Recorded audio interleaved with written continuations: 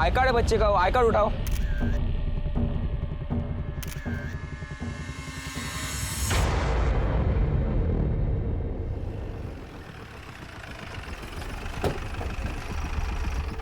Sir Jain sir, inspector Chougule. Jain Jain. Inspector Sunil Kelkar, crime branch. Yes sir. किसी आतंकवादी संगठन ने जिम्मेदारी ली? नहीं सर, अभी तक तो नहीं। चौगुले, इसमें हमारा एक कांस्टेबल एक्सपायर हुआ है। यस सर, कांस्टेबल तांबे बहुत अच्छा आदमी था सर। कैसे हुआ सब? सर एक लड़के के पास ब्लास्ट हुआ, फिर भागदौड़ मच गई, उसका फायदा उठा के 2 आरोपी भाग गए सर। ब्लास्ट लड़की के पास हुआ है, नीचे हुआ? सर वो बताना मुश्किल है। शिरके, सीसीटीवी फुटेज कलेक्ट करो। बॉम्ब स्क्वाड को बोलना रिपोर्ट जल्द से जल्द दे दे। Yes sir. हमें एक रूम की जरूरत है यहाँ से ऑपरेट करेंगे हम। यस सर, हो जाएगा। नमस्कार, मैं रेणुका शाह ने क्राइम पेट्रोल सतर्क में आप सबका स्वागत करती हूँ। कुछ साल पहले अगर कोई बम ब्लास्ट होता था तो वो हर अखबार और हर न्यूज चैनल की सुर्खी बन जाता था, लेकिन आज के समय बम ब्लास्ट ऐसे आम बात हो गई है कि इस पर किसी का रिएक्शन तो छोड़िए, कोई सिंपैथी या कोई नाराजगी भी सामने नहीं आती। खबरों की सुर्खियों में बस यही था कि महाराष्ट्र के चंद्रपुर के पुलिस स्टेशन के बाहर हुए बम धमाके में एक लड़की और एक पुलिस कांस्टेबल की जान गई, कई लोग जख्मी हुए और मौके का फायदा उठाकर 2 गुनहगार फरार हुए। लेकिन क्या आंखों को जो दिख रहा था वही सच था? हमारी आज की कहानी बताती है कि किस तरह कभी कभी नाबालिग गुनहगार जुवेनाइल होम या बाल सुधार गृह में जाने के बाद सुधरने के बजाय अक्सर जुर्म की दुनिया में अपना कदम बढ़ा देते हैं। ये कहानी बताती है कि पितृसत्ता के चलते कैसे समाज में भेदभाव होता है और कैसे सोसाइटी का संतुलन खत्म होता है। लेकिन इस समय हमारे क्राइम ब्रांच के ऑफिसर्स इस बात का पता लगाने में लगे थे कि क्या ये एक टेररिस्ट अटैक था, क्या वो लड़की एक टेररिस्ट थी या फिर वो एक आम नागरिक थी जो गलत समय पर गलत जगह पर मौजूद थी।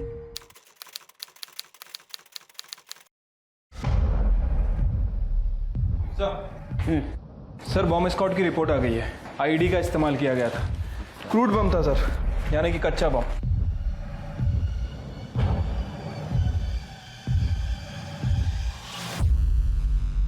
ये टेररिस्ट अटैक नहीं है शिरके, ये तो पूरा क्रूड बॉम्ब का सामान है। सर, पुलिस स्टेशन के बाहर की सीसीटीवी फुटेज।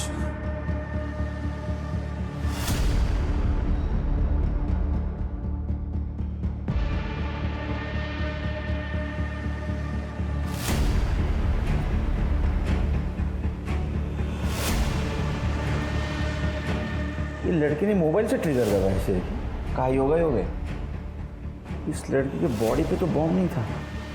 सर ये ब्लास्ट के पहले वाली फुटेज है।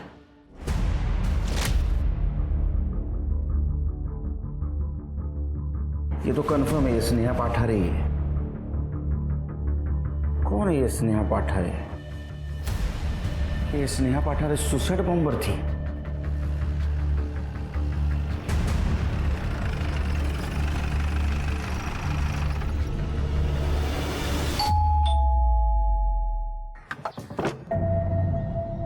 हम लोग क्राइम ब्रांच से आए हैं।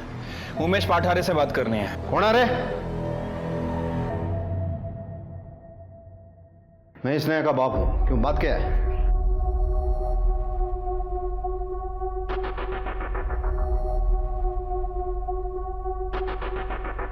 हाँ यही स्नेहा है। और बात क्या है? कल जो बॉम्ब ब्लास्ट हुआ है उसमें स्नेहा की मौत हो गई। क्या? स्नेहा मुझे पोरगी। अब मैंने खबर तो सुनी थी पर मुझे ये नहीं लगा था कि वो स्नेहा है। भगवान ने क्या किया, मुझसे मेरी बेटी छीन ली। जब कल रात स्नेहा घर नहीं आई तो आप लोग परेशान नहीं हुए? स्नेहा अक्सर अपने दोस्तों के घर पढ़ाई के लिए जाती है, मुझे लगा कल रात को भी वो वहीं गई रहेगी। हमें आपकी डीएनए टेस्ट करवानी होगी कंफर्मेशन के लिए। ठीक है। स्नेहा की किसी के साथ दुश्मनी? सर 18 साल की थी मेरी स्नेहा, इस उम्र में उसकी किसी से क्या दुश्मनी हो सकती है? चुप कर। क्या बीच बीच में बोलती रहती है तू? कल अंदर जाके मातम मना। लगता है तुम्हें तुम्हारे बेटी की मौत का दुख नहीं हुआ? साहब क्या करूँ, 2 लोगों ने बहुत परेशान कर रखा है। कौन? मेरा छोटा भाई सुधीर और मेरी छोटी बहन सुनीला का पति है मिलिंद देशपांडे। उन दोनों ने ही मेरी बेटी को मारा है। कंफर्म। वो क्यों मारेंगे? सर कुछ दिन पहले मैंने प्रॉपर्टी को लेके सुधीर से बात की थी, तो उसने मुझे धमकी दी थी। अरे लेकिन तू मुझे प्रॉपर्टी बेचने क्यों नहीं दे रहा है यार? वो मेरा फैसला है भाऊ, और मुझे किसी को जवाब देने की जरूरत नहीं है। देख देख देख मेरी बात सुन, ठंडे दिमाग से सोच ले। देख तेरा भी फायदा है, मेरा भी फायदा इसमें है। सोचने जैसा कुछ नहीं है, समझ गए आप? चलो अब निकलो अभी।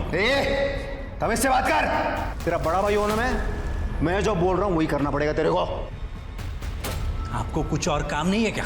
बाबा ने जब वसीयत बनाई थी ना, तो डिसीजन मेकर मुझे बनाया था। ये बात याद रखो और अभी निकल चलो यहाँ से। अरे चलो, तू क्या धक्का क्या दे रहा है मुझे? चलो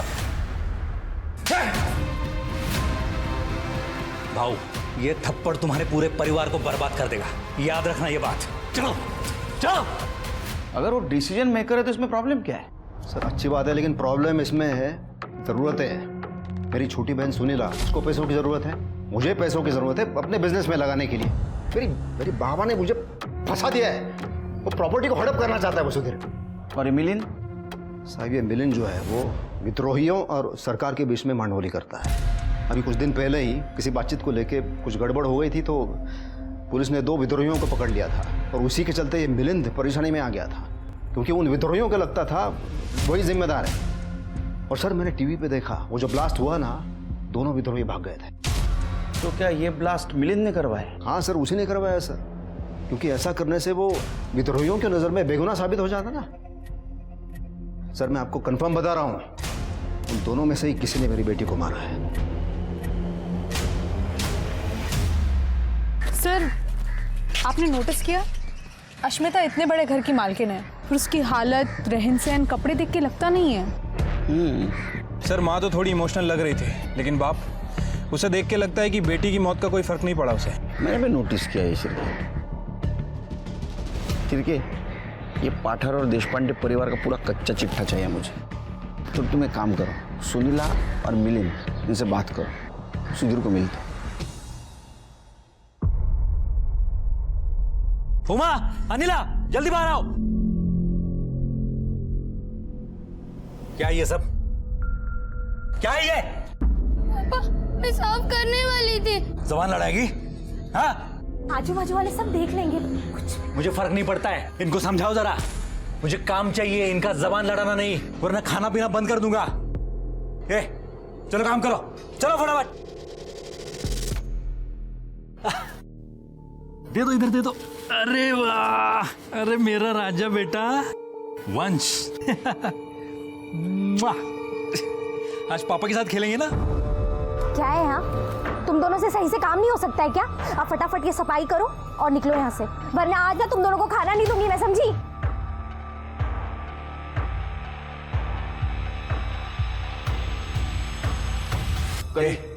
काय तुमचं इकडे? चलो अंदर, चल। काय ना साहेब, मेरी दोनों बेटियों को अकल ही नहीं है, किसके सामने खड़ा रहना है, किसके सामने खड़ा नहीं रहना है, कुछ समझ में नहीं आता। कल बॉम्ब ब्लास्ट में जिस लड़की की मौत हो गई, वो स्नेहा ही थी,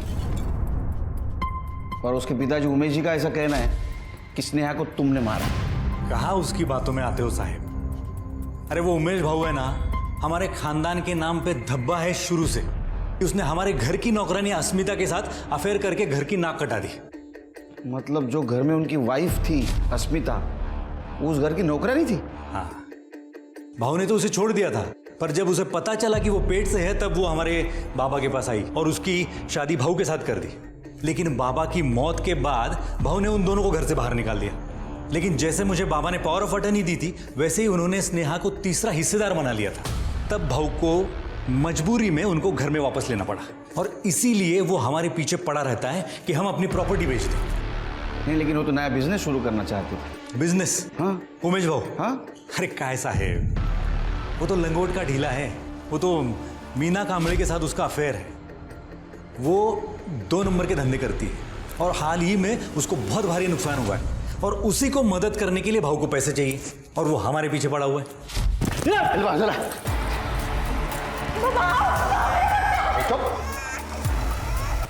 जमीन बेचना है तेरे को, बस इतना याद रख। छोड़ूंगा नहीं मैं तुझे, याद रखना।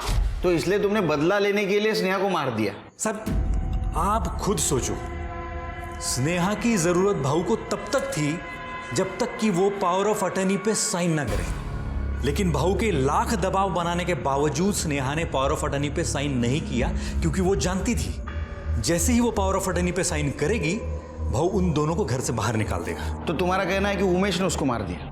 स्नेहा की मौत का सबसे ज्यादा फायदा किसको होगा? उमेश। हाँ, और तो और मीना कांबळे के बहुत गलत लोगों के साथ संबंध है। उसका तो विद्रोहियों के साथ उठना बैठना है और बॉम्ब हासिल करना उसके लिए तो बाएं हाथ का खेल है। क्या स्नेहा को हमने मारा?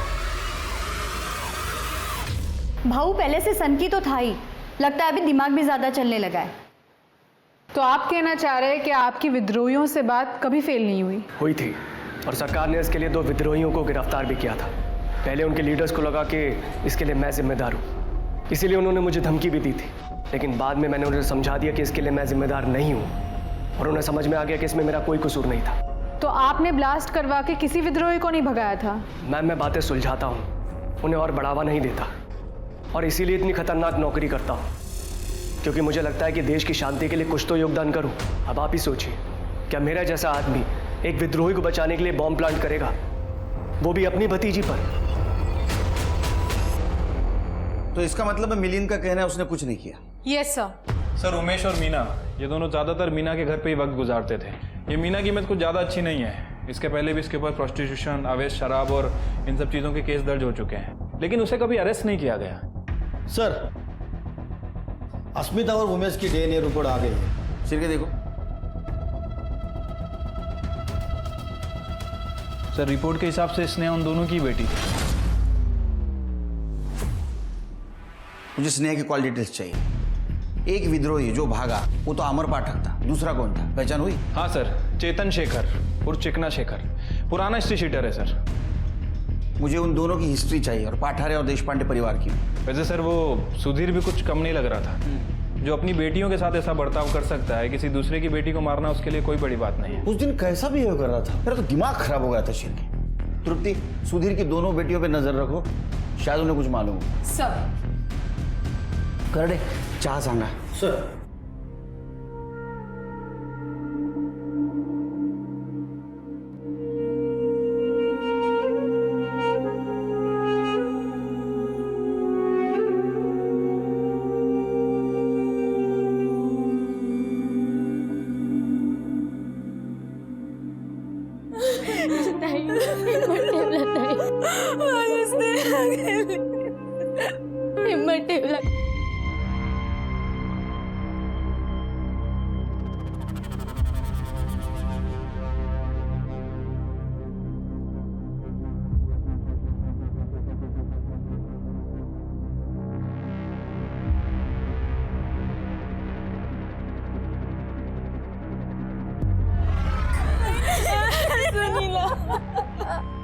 शर्म नहीं आई तुझे मुझ पे इल्जाम लगाते हुए?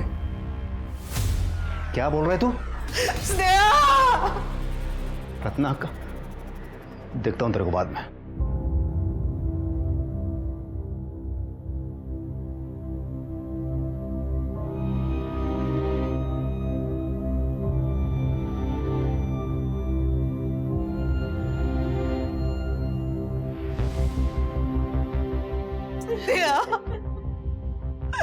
का सोडून गेलीस तू आम्हाला?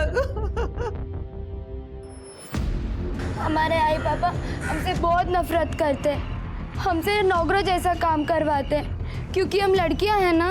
वो सिर्फ वंश को ही प्यार करते हैं, और आज तो वो हमें स्नेहा ताई के घर भी नहीं लेके गए। बेटा, तुम दोनों स्नेहा के करीब थे? हाँ।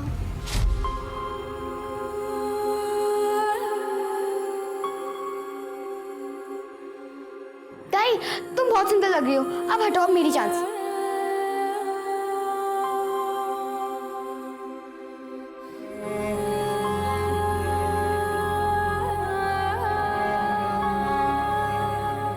मस्त लग रही हूँ ना ताई मैं?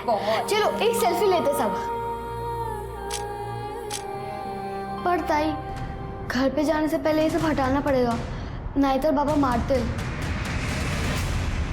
क्या स्नेहा के आई बाबा उससे ऐसी नफरत करते थे जिसे तुम्हारे आई बाबा तुमसे करते हैं? ताई, आपको याद है जब एक बार काका ने स्नेहा ताई को फोन पे बात करते हुए पकड़ लिया था? हाँ।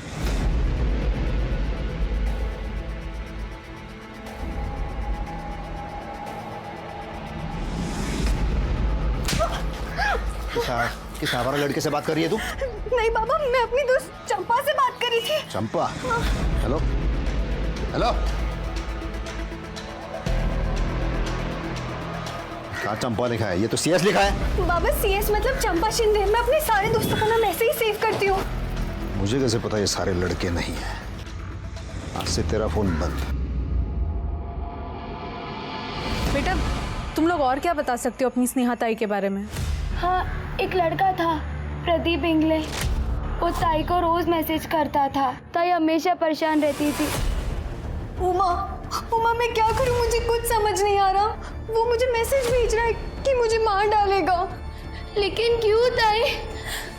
ताई बताओ ना। स्नेहा इस प्रदीप इंगले को कैसे जानती थी? वो ताई के कॉलेज से ही था।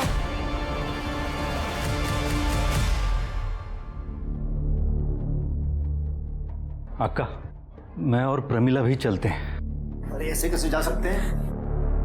रत्ना का जरा इसको समझाओ, इसको अकल दो जरा। इसे बोलो कि जमीन बेच दे। लाज नहीं वाटत तुला? बेटी के चौथे पे भी वही बात? अक्का, आप कुछ मत बोलना। ए, तू कौन होता है अक्का को बोलने वाला? ये मत बोलो, वो मत बोलो। कौन होता है तू? तू कौन है? तुम्ही दोघं शांत रहा बघू। अक्का, क्यों बेचनी है जमीन? जमीन की कीमत दिन ब दिन बढ़ती जा रही है और भगवान और जमीन नहीं बनाने वाला। मैं नहीं बेच रहा जमीन, बस।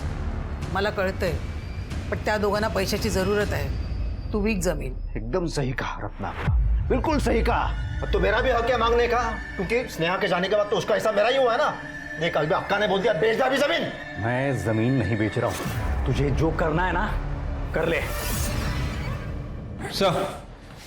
सर, मैंने सभी मेंबर्स के कॉल रिकॉर्ड चेक किए। किसी के फ़ोन में कुछ भी सस्पिशियस नहीं मिला है और सबकी फ़ोन लोकेशन भी चेक की। जिस दिन ब्लास्ट हुआ था, इनमें से कोई भी उस लोकेशन पे नहीं था। सर, स्नेहा को जो लड़का परेशान करता था प्रदीप इंगले, मैंने उसका बैकग्राउंड चेक किया सर। से एक नंबर का टपोरी लड़का है। कॉलेज में उसके खिलाफ काफ़ी कंप्लेंट्स भी रजिस्टर हुई है। बस रस्टिकेट होने से बचा हुआ है। तो उसको उठाओ। बहुत अच्छा काम किया मुनिया। पैसे मिल गए ना? पैसा तो मिल गया है, लेकिन एक बात बोलने का था। पुलिस? मैंने कुछ नहीं किया है। आप लोग क्यों मुझे फंसा रहे हैं? हमारे पास प्रूफ है, आई विटनेस भी है। तू स्नेहा को कॉलेज में बहुत तकलीफ देता था ना, उसको मैसेज करता था, धमकी देता था। अगर वो तेरी नहीं हुई तो उसको जान से मार देगा। तू मनिया नाम के एक हिस्ट्री शीटर के संपर्क में भी था। इतना ही नहीं, आज तूने 50,000 रुपए उसको ट्रांसफर भी किए हैं। और प्रूफ चाहिए तेरे को? साहब, मैं स्नेहा के लिए दीवाना था, लेकिन वो थी कि मुझे लिफ्ट ही नहीं देती थी। तेले लाया हूँ।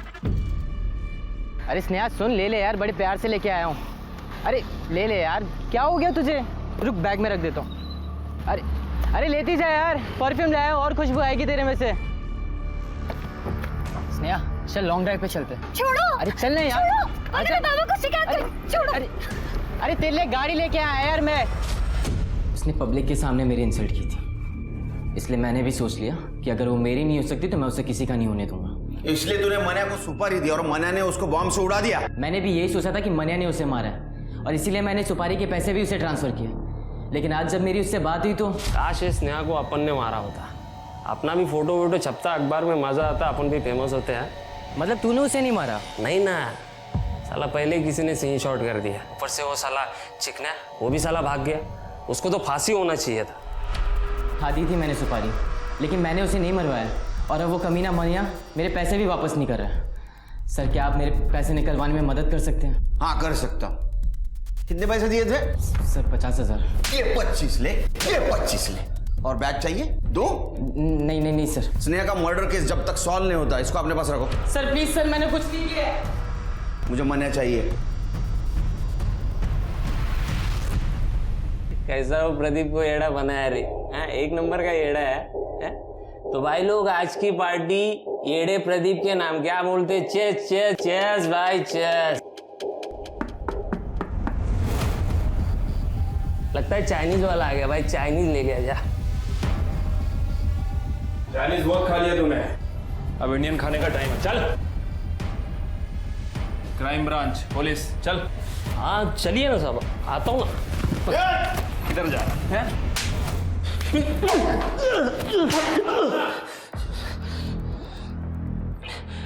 और चाहिए?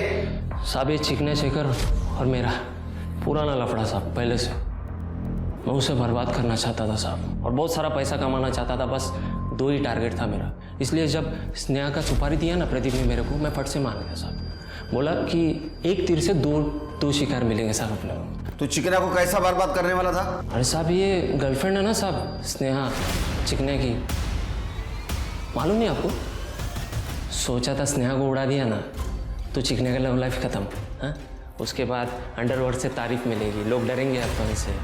लेकिन उसके पहले ही कोई और गेम खेल गया ना साहब। शिरकी, इसको कस्टडी में रखो और देखो ये जो कहानी सुना रहा है इसका राइटर ये खुद है या कोई और। सर, स्नेहा की कॉल रिकॉर्ड। सर स्नेहा के कॉल रिकॉर्ड में जो चंपा शिंदे का नंबर है वो चंपा शिंदे का नंबर नहीं है सर, बल्कि वो चिकना शेखर का नंबर है।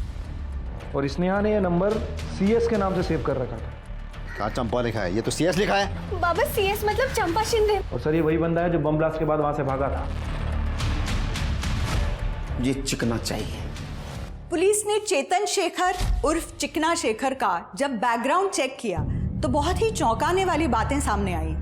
13 साल की उम्र में ही चिकना ने एक आदमी का खून किया था जो चिकना और उसके प्यार के बीच में आया था, जिसके बाद चिकना को जुवेनाइल होम भेज दिया गया था, जहां अपनी गलतियों को समझने और उन्हें सुधारने के बजाय चिकना ने बगल वाली जेल के बड़े बड़े क्रिमिनल से दोस्ती कर ली थी। क्योंकि चेतन एक टीनेजर था और क्लीन शेव रहता था, इसलिए सबने उसका नाम प्यार से चिकना रख दिया और वो हर बार बाहर निकलता, क्राइम करता और जुवेनाइल होम वापस आ जाता। धीरे धीरे उसने IED बम बनाना भी सीख लिया और लोगों की सुपारी लेने लगा। 18 साल की उम्र में उसका नाम कुख्यात क्रिमिनल्स के लिस्ट में शुमार हो गया था। जिस दिन ब्लास्ट हुआ चिकना उससे 1 हफ्ते पहले ही गिरफ्तार हुआ था। तो क्या स्नेहा की मौत चिकना के भागने का प्लान थी? क्या वो बम जिससे स्नेहा की मौत हुई वो चिकना ने ही बनाया था? लेकिन उसने ये सब कैसे किया? क्योंकि अब तक पुलिस इस बात को लेकर श्योर थी कि स्नेहा के परिवार में से किसी ने भी बम का इंतजाम नहीं किया था और बॉम्ब स्क्वाड की डिटेल रिपोर्ट ने पुलिस के शक को कंफर्म कर दिया। शिरकी, बॉम्ब स्क्वाड से तो ये कंफर्म हो गया कि स्नेहा के बॉडी पे बॉम्ब था, लेकिन सवाल ये है कि स्नेहा ने बॉम्ब क्यों पहना था? क्या स्नेहा को पता था ये बॉम्ब है? सारे सवालों के जवाब तो एक ही आदमी दे सकता है, चिकना शेखर, जो गायब है। Sir 1 minute. हेलो, कहाँ पे? ठीक है सर, चिकना के बारे में टिप मिली है। चिकना सनी उर्फ सुलेमान का दोस्त है, उसे अभी लक्ष्मी नगर में देखा गया है सर, और उसका नंबर भी भेजा है। ये देखिए 222 क्वालिटीज निकालो। ये नंबर मैंने कहीं देखा है शायद।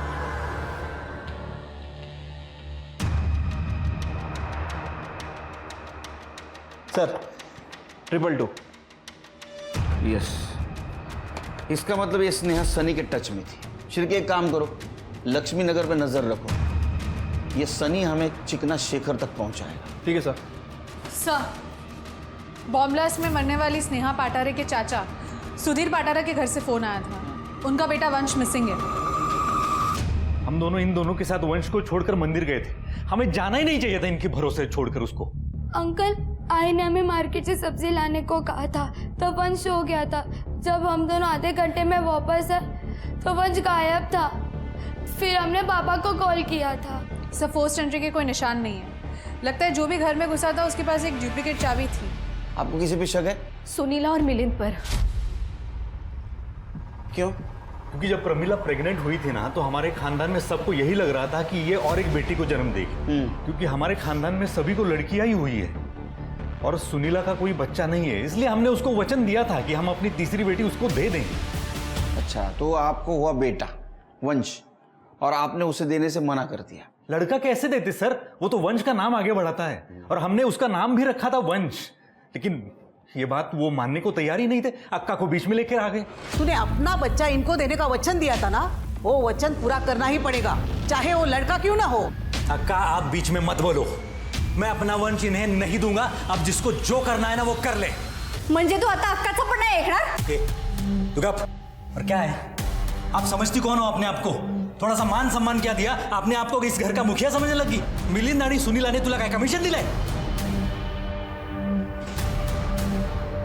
अक्का अक्का अक्का थांबा अक्का अक्का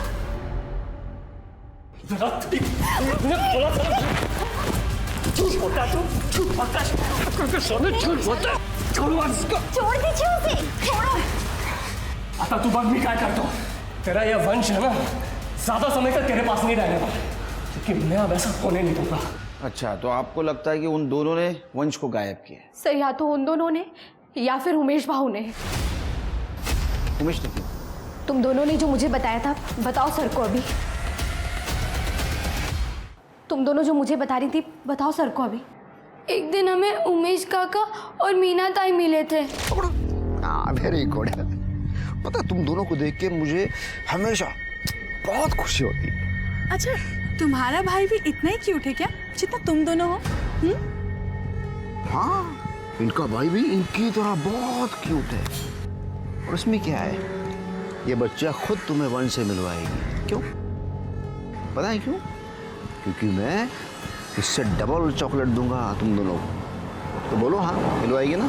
हाँ बोलो बच्चा, तुम भी हाँ बोलो। तो तुमने कॉल किया था उनको?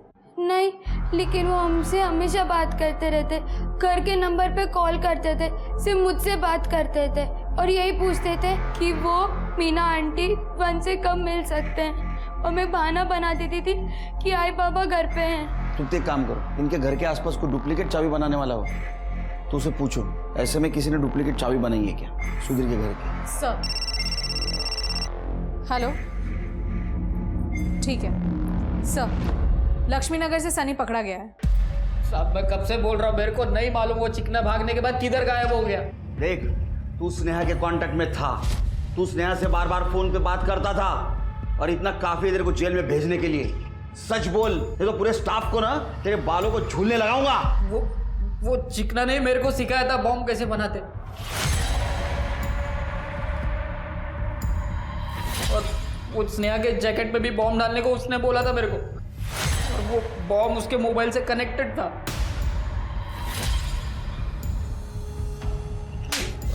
ये बात स्नेहा को बता दी? नहीं, उसको नहीं मालूम था। उसको सिर्फ इतना मालूम था कि जैकेट में कोई कैमरा लगा हुआ है जो मोबाइल से चालू होगा। तो चिकना किधर है? सब पहले से बोल रहा हूँ, मेरे को नहीं मालूम चिकना किधर है। सर, सुरक्षा नगर के गटर में एक नवजात बच्चे की लाश मिली है। देखकर पता चल रहा है कि वो 4-5 महीने का होगा। ठीक है, वंश के पेरेंट्स को फोन करो।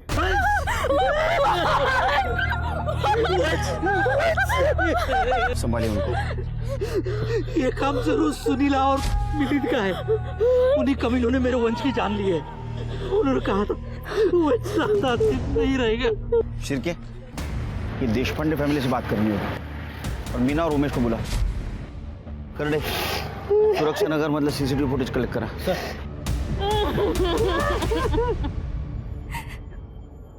आम्ही ठरवलं होतं कि बच्चा पैदा होने के बाद मैं मेरे नाम की ज़मीन सुधीर के नाम पे कर दूंगी। इसका लिखित अग्रीमेंट भी हुआ था, लेकिन बच्चा देने का कोई अग्रीमेंट नहीं हुआ था। हम बच्चा बाहर से गोद नहीं लेना चाहते थे। हम खुश थे कि बच्चा हमारे ही खानदान का है। इसलिए मैंने सुधीर पे भरोसा करके वंश के पैदा होने के पहले ही ज़मीन उसके नाम पे ट्रांसफ़र कर दी थी सर। लेकिन सुधीर अपने वादे से मुक्त कर गया। ठीक है, लेकिन शहर छोड़ के मत जाना। आगड़े, वेरी गुड सर। सनी टूट गया है, उसने चिकने के 2 ठिकाने बताए जहाँ पे वो हो सकता है। और सर वो उमेश और मीना दोनों पुलिस स्टेशन आ गए। मैं माँ बनना चाहती थी, मैं चाहती थी कि मेरा भी बेटा हो, लेकिन उमेश ने नसबंदी का ऑपरेशन करा रखा है, इसलिए हमें बच्चा नहीं हो सकता। पर उमेश जब वंश के बारे में बात करता था ना, तो मेरा मन करता था कि वंश को अपने हाथों में लेके मैं खिलाऊं उसे। इसलिए मैं उन लड़कियों से बार बार वंश के बारे में पूछती रहती थी। झूठ बोलती है? हाँ, तेरे फोन की लोकेशन वंश के घर के पास की थी। बोल। शायद मैं वंश को सिर्फ किडनैप करके स्नेहा की मौत का बदला लेना चाहता था। वो सुधीर जमीन बेचने को तैयार ही नहीं था। मैं तो सिर्फ उसे खून के आंसू रुलाना चाहता था। ये नवजात बच्चे को मार के? नहीं साहब, हमने नहीं मारा उसे। हम जब उस घर में घुसे तो वंश वहां था ही नहीं। सुधीर के घर की चाबी कैसे मिली? उमा से। ए, तेरे को पता है पुलिस चिकना को ढूंढ रही है और मैं उन्हें बता दूंगा कि तू चिकना को जानती है। काका प्लीज मत बताना किसी को। लेकिन एक शर्त है, मुझे इस घर की चाबी चाहिए। देख, तू कहीं भी बाहर जाएगी ना, उसके पहले ये गमला, ये कुंडी है ना, उसके नीचे चाबी रख के जा। छोटा सा काम है, करेगी ना? जब सुधीर और प्रमिला हर हफ्ते की तरह मंदिर गए तो उस दिन उमा ने मुझे फोन करके बताया कि वो मार्केट जा रही है। तो मैं मीना के साथ उस चाबी से दरवाजा खोल के उस घर में घुसा। फिर हमने पूरा घर चेक किया, वंश हमें कहीं नहीं मिला सर। अच्छी कहानी है। अब मेरी कहानी सुन। जो सच है, तू उस दिन सुधीर के घर में गया, वह वंश था। तूने उसको उठाया, उसका गला दबाकर उसको मार दिया और बाद में गटर में फेंक दिया। नहीं साहब, मैंने नहीं मारा उसे। अगर आपको किसी को गिरफ्तार करना है ना तो वो दो बहनों को पकड़िए। वो उससे बहुत नफरत करती थी, दोनों।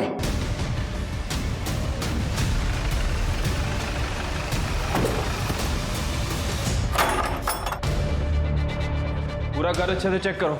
अरे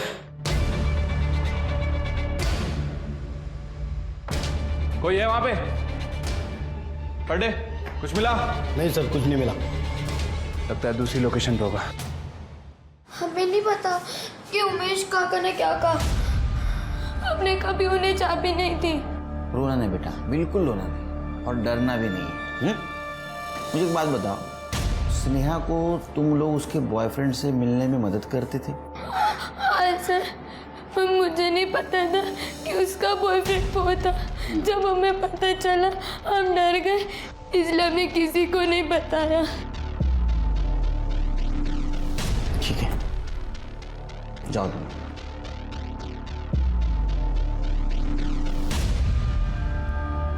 तृप्ति, ये लड़कियां जरूर कुछ छुपा रही है।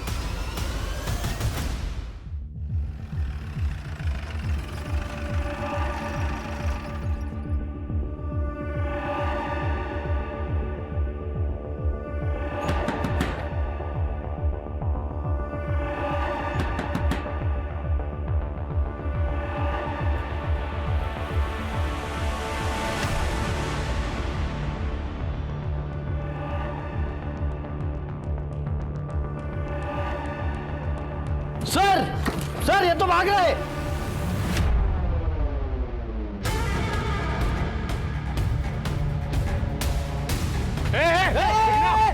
दूर, ये फोन नहीं ट्रिगर है, दबा दूंगा, सब खत्म हो जाएगा। मेरे को जाने दो। ना रोक, चिकना। हट पीछे बैठ। हट जा पीछे।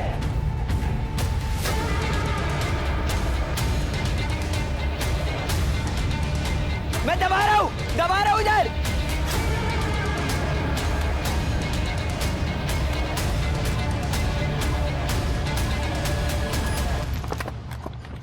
पकड़ो इसे। जाने फोन उठाओ। बॉम्ब स्क्वाड को बुलाओ, अंदर डालो इसे।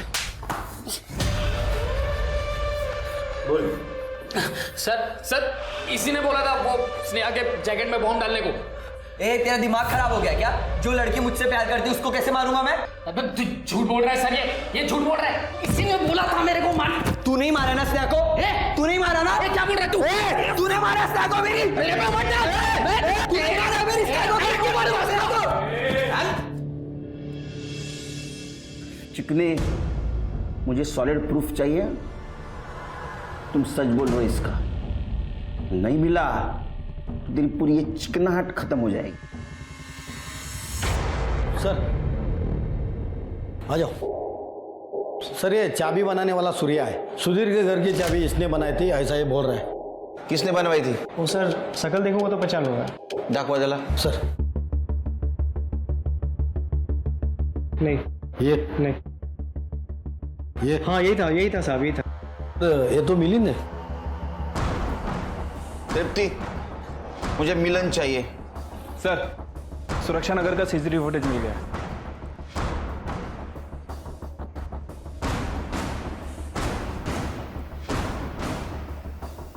तुमसे मैंने बोला था ना कि दोनों लड़कियां झूठ बोल रही हैं। देखो, जो कुछ भी है ना सच सच बताना और बिल्कुल डरना नहीं। हाँ, कोई कुछ नहीं बोलेगा। ये देखा आपने वीडियो?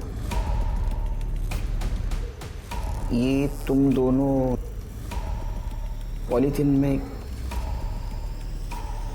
ये वो तुमने नहीं मारा है ना वंश को? ये जो टेबल पे सामान पड़ा है ये तो बॉम्ब बनाने के लिए इस्तेमाल करता था ना। स्नेहा के बॉम्ब में यही यूज हुआ था, बॉम्ब स्क्वाड से कंफर्म हुआ है। और यही सामान तूने उमा और अनिला के पास संभालने के लिए दिया था। बाद में उन्होंने वो फेंकने का तय किया क्योंकि स्नेहा मर गई थी। अब तू बोलेगा ये सामान तेरा नहीं है या नहीं है? है या नहीं है? है या नहीं है? है ना? हाँ हाँ। मुझे स्नेहा से कभी प्यार ही नहीं था। 1 साल पहले मैंने उससे दोस्ती भी इसलिए की क्योंकि मुझे वो बहुत सीधी और मासूम लगी। मुझे लगा कभी ना कभी मेरे काम आएगी, और उसको घर से भी कुछ मिलता नहीं था तो मैं उसको महंगे महंगे गिफ्ट देके खुश रखता था। वो अपने बारे में सब बताने लगी। मुझे बाबा ने आज फिर से मारा। मैं इस नरक से निकलना चाहती हूँ। चेतन प्लीज मुझसे शादी कर लो। मैं अपनी माँ को भी इस नरक से निकालना चाहती हूँ।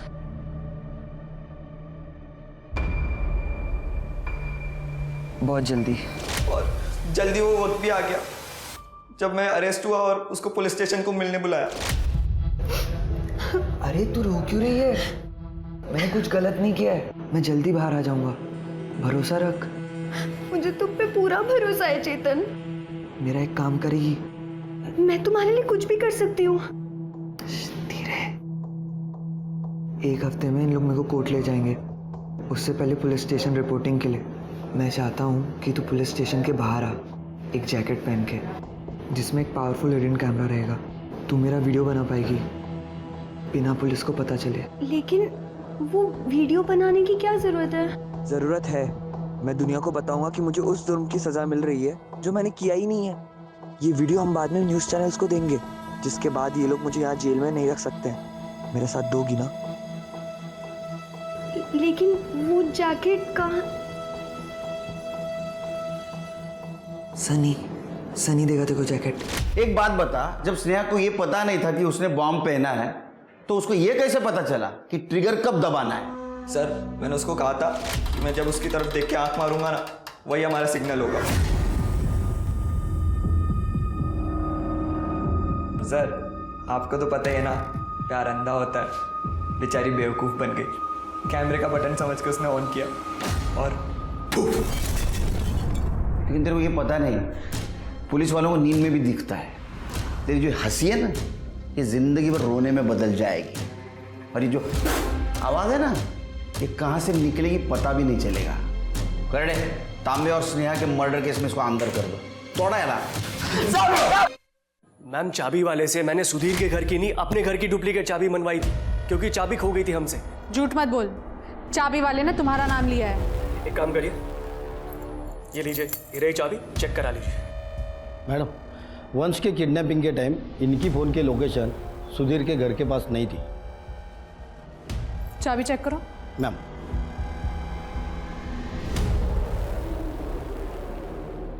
मैम यही चाबी है।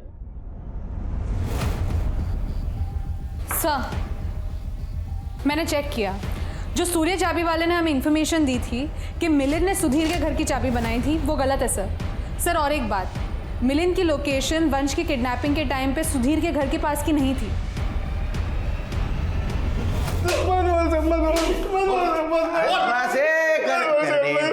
एखाद्याला मारायला सांगितलं, इतना मारते हो जान जाएगी ना बच्ची की। हाँ, बोल बेटा, मार। हाँ बोल। मुझे बोला गया था मिलिंद का नाम लेने को सर। मैंने किसी और के लिए सुधीर के घर की डुप्लीकेट चाबी बनाई थी सर। किसके लिए? क्यों किया ऐसा? मेरे बाबा ने सारे रिश्ते तोड़ दिए इसलिए कि मेरे भाग के शादी की थी।